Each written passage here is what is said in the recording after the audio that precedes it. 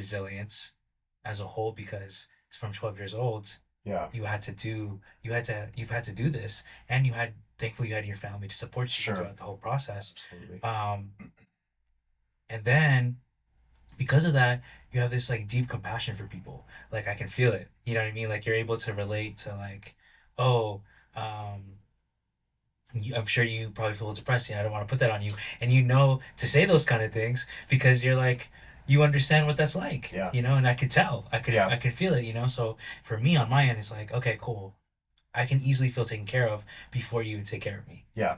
and I think like that what makes you sets you apart in my opinion. And also, um it's I hope I mean I believe people will be able to feel that just from this conversation.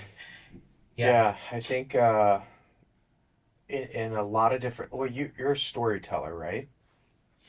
You're more than a videographer. You're a storyteller, right? So you have to connect with somebody and make them feel comfortable enough to tell their true story. And I know you're trying to get that out of me, and I'm struggling with it. But You're doing great, man. You're but doing really good. the connection, right, and being able to just be empathetic to people and get people to put their guard down. Was a PT, you do some of that, or you should be able to do some of those. I'm going to call them soft skills, which is a really bad way to say that, but you know what I mean. Yeah. Especially if I'm going into somebody's home, they've invited me into their home to tell their story to me, and then I'm going to tell them potentially, oh, well, I disagree with X, Y, and Z, and here's some other options, or have you thought about this, or what if we do this? And it's dealing with their health care. It is a extremely vulnerable position for some, not all. And we have to be able to, as a clinician, pick up on those cues and meet them wherever they are, open the doors for them, put their guard down, take their hand, and walk them through those steps of the puzzle. And I don't know where I've picked up on that. I don't think that's necessarily taught in school. I'm not sure if my parents taught me that. I don't know.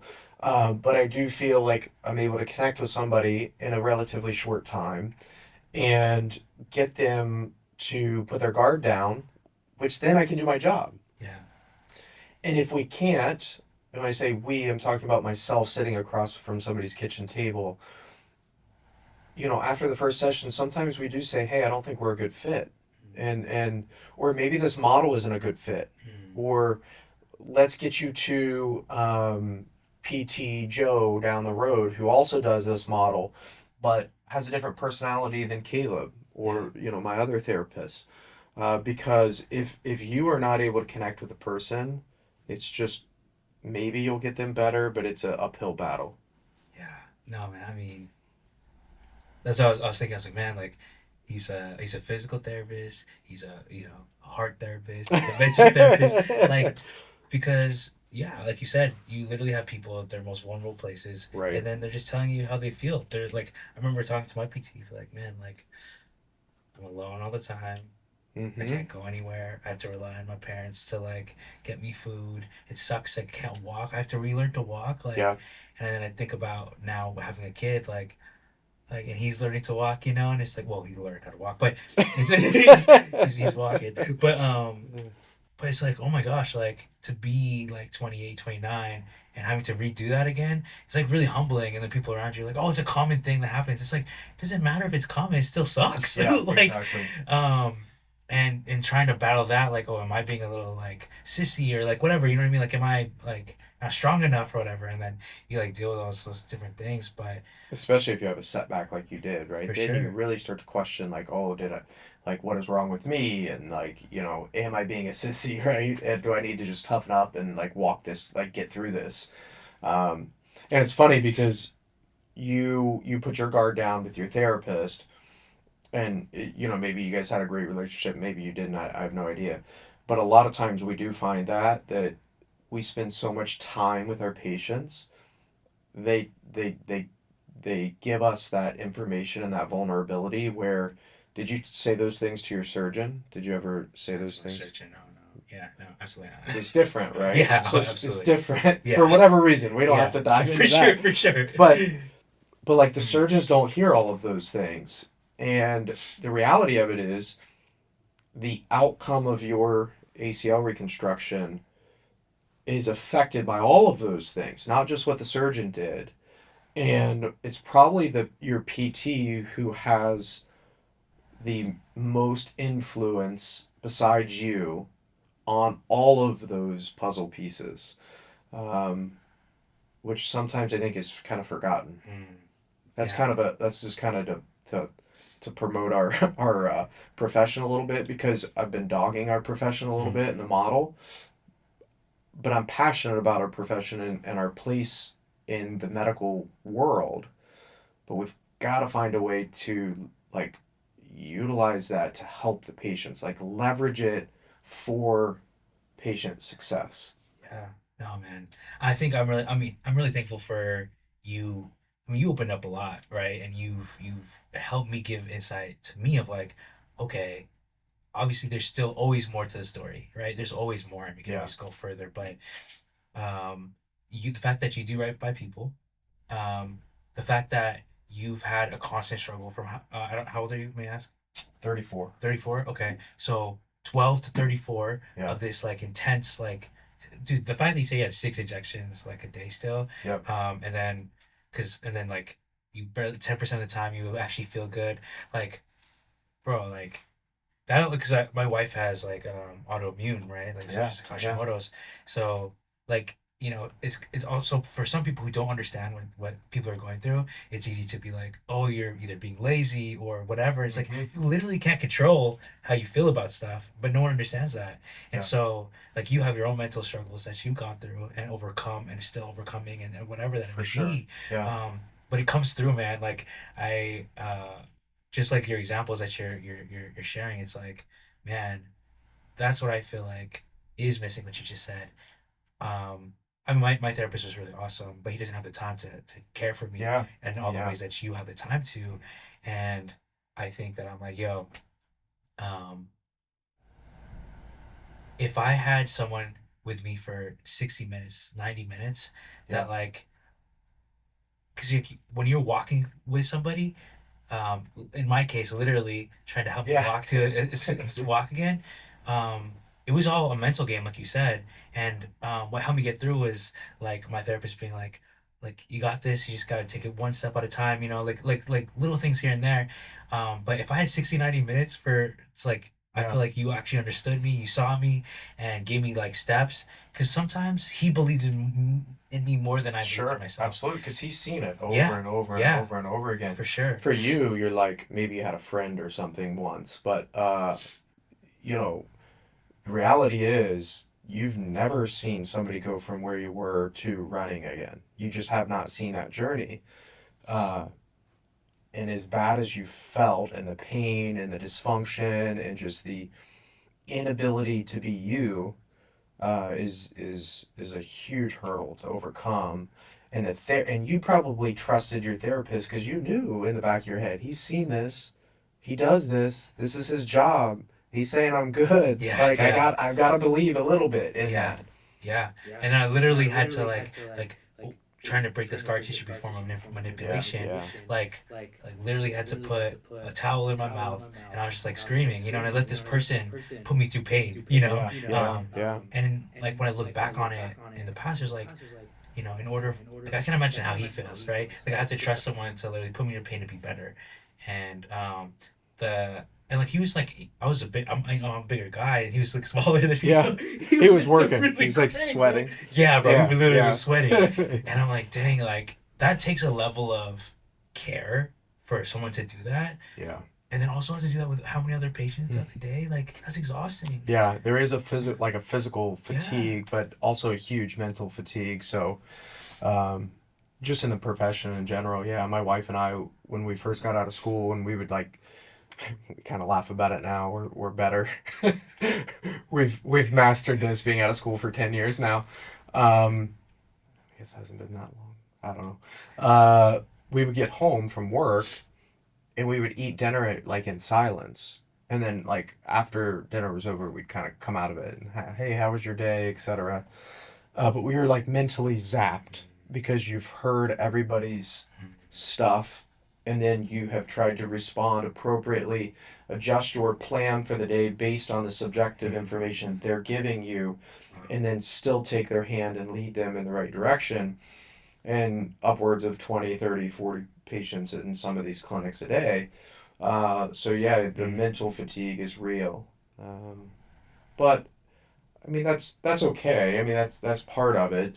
Um, but I think what is sad is the turnover, and that that leads to turnover. So we're trying. We see a max of 5 a day, It's which awesome. is amazing. So Yeah. we see 25 Yeah. in a week is like a Wow. full schedule. Wow.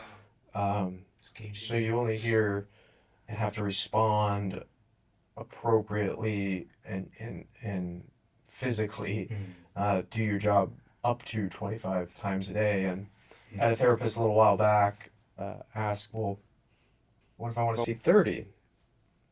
Then I won't let you. Wow. Said I won't let you. Wow. I'm going to cap everybody at 25 Mm. because I know what happens. Mm. I've done 30 myself. And and and you make mistakes. You're not as good at doing what you're doing. Patients are paying you to be at your best, and you should be every time. And at the end of the day, if you want to make more money or you want to whatever, um, that badly, then you can go get a second job if you want to do that. But in my practice, 25 in a week is it. Um, 90-minute evaluations, which is unheard of. Um, we're going to try to get all of our clinicians trained with diagnostic imaging, so that'll be a really, really, really unique offering that we can do in people's homes, um, and eventually in doctors' offices as well. Wow, man. Okay, so I'm not saying this is your why, but just based on our conversation, it seems like it's do right by people. And the way that you do right by people is you make sure that like you change the model and the broken system to meeting people where they're at, driving to them, keeping it to 5 people a day, 25 in a week. And then the how you do it is you have all these like different ways, but it's these one-on-one. And I think dude, I'm super inspired by what you're doing. And I think you could be super successful because your why and your how and your what, they all align. They're like how you're operating and why you're doing it. It's together. It's like it makes sense, you know. And I Yeah. think that's a beautiful thing. You don't find that often. Yeah, we're trying to make sure that there's no roadblocks in our way to deliver our why. Mm. So, like, if I'm going to let somebody see 30, 35 in a week, well, that goes against everything that we just talked about. Yeah. I mean, so clinicians all over the country, or business owners, PT business owners, that is, will say, well, we're going to provide the highest quality of care, right? Or we're going to patient first care, or all of these different ways to say it. And I'm, in essence, saying the same thing. But I guess what I'm talking about is my model matches that. So it points to us being able to deliver that. Where I don't think a lot of other models do that. There are some better than others out there. Don't mishear Yeah, that. absolutely. But they're, they can say that, and then you look at their schedule, and they'll bonus their therapist if they see over 60, and they've max billed 95% of those 60. Then they get bonus for every patient over that they max bill. So wait a minute. You're doing what's best for the patient, Mm. but me as a clinician, I'm going to make 5,000 extra dollars this week if I see 90, and I have $150,000 of student loans to pay off. Well, that puts me in an ethical dilemma, doesn't it? Mm. Wow. Like, well, Yeah. it shouldn't be allowed. No. Like, it just shouldn't be allowed. Absolutely. Personally, Yeah. No. Absolutely. I mean, if my clinicians in our practice want to bonus, they're going to do in services, workshops, Mm. webinars, educate the community. Mm. Is that going to help our business? Absolutely, it will, Yeah. right? I mean, I have to run a business. We have to make money. That's not what I'm saying. But by them being out in the community, delivering this education, putting our name out there in good light, our phones will ring. We'll get clients. And I can pay them for their extra time if they want to go do workshops or whatever it is. But to bonus them based on number one, max billing, the number of units, and then the total volume of visits is crazy. Man, so good, man. All right. Okay, so we're gonna do some rapid fire questions for you, man. All right. I think we talked about this, but just to make sure we get it really succinct, I guess. But like, what are you passionate about? Putting the puzzle together for patients. And we heard the story. So good, man. Why do you do this specific practice model? Can I use the same answer? No. To create the ability to listen to our patients, to create the time to listen to our patients. And who do you help?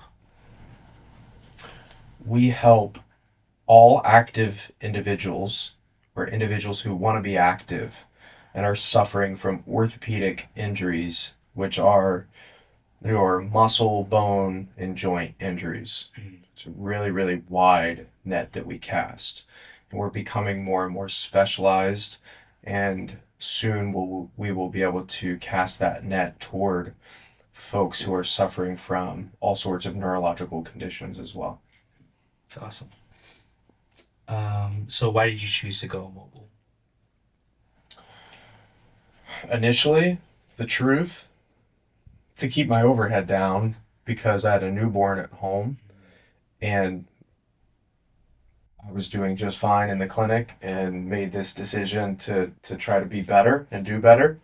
But I was scared shitless.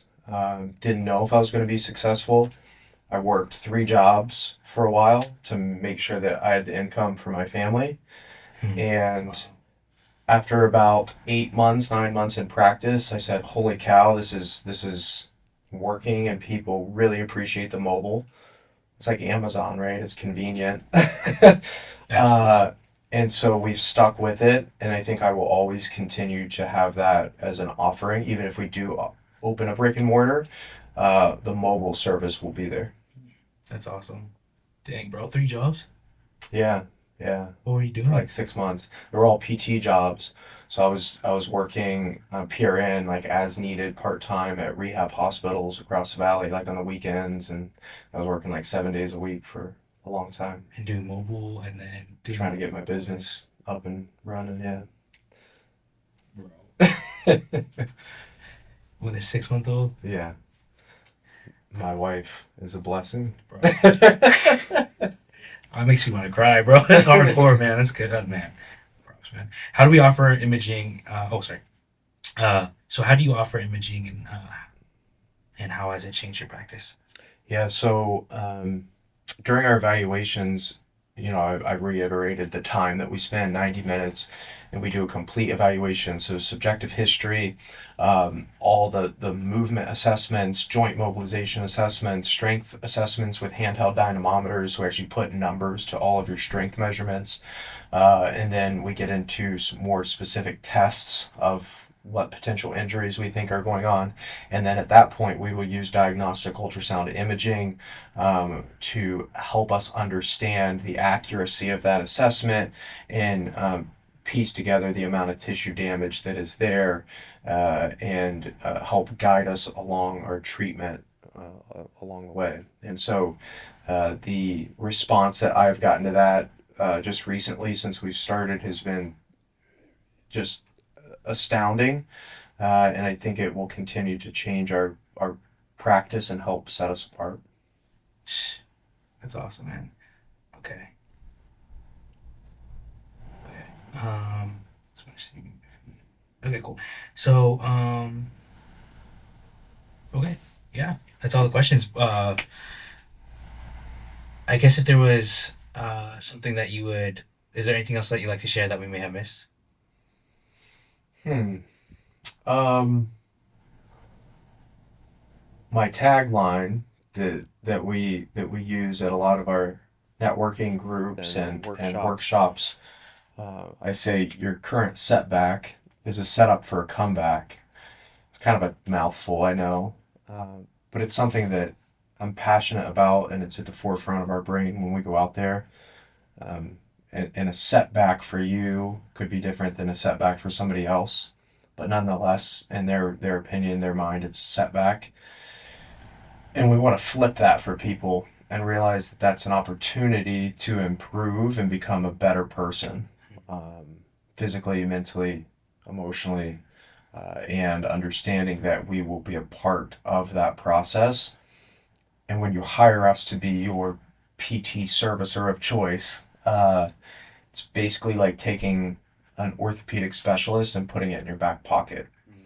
You will have our contact information, our cell phone numbers, our emails. You have access to us. So we truly are a partner with you in the journey. Wow. So good, bro. Is there anything that you would like to say to people who are listening, that maybe be in a situation where they're in a setback? Yeah, call us. I'll put a little plug out there. I mean, I'm easy to get a hold of. Company is Wall Sports and Rehab. Um, the two is a number, so wall sports and rehab.com. Our phone number is 602-837-1244. You guys can text that number, call that number. Um, we would love to be a resource for you. Awesome. Cool. Thank you everyone for watching the InShadCon podcast Unplugged with Caleb. Thank you for all your insight, man. And please check them out. You can tell he really loves what he does and he really cares for people. And if you're in a tough situation and you're a setback, why wouldn't you choose them? I don't know why you wouldn't. Thanks for what you do, man. Appreciate it. Yeah, bro. Love spending some time with you, man. Yeah, likewise. Thanks, brother. All right, man. Peace. Ah. Woo!